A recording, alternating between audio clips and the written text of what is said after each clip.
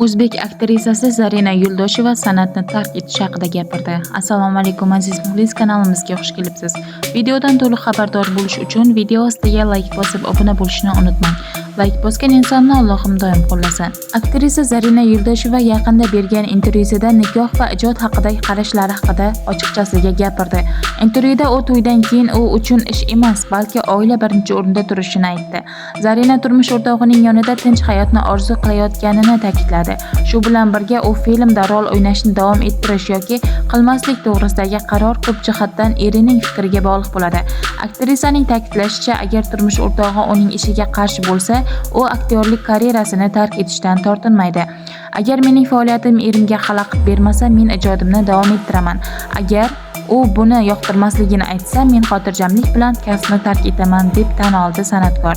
Zarinaning so'zlariga ko'ra, bunday tanlov unga zarba bo'lmaydi. U bolaligidanoq filmlarda rol o'ynagan va endi tanaffusga muhtojligini his qilmoqda. Aktrisa dastlab kameralardan dam olishini istisno qilmaydi va bir muncha vaqt o'tgach, u yangi kuch bilan ijodga qaytishi mumkin bo'ladi. Zarina Yo'ldosheva muxlislari, videoga like bosishni unutmang. Bizni kuzatishda davom eting.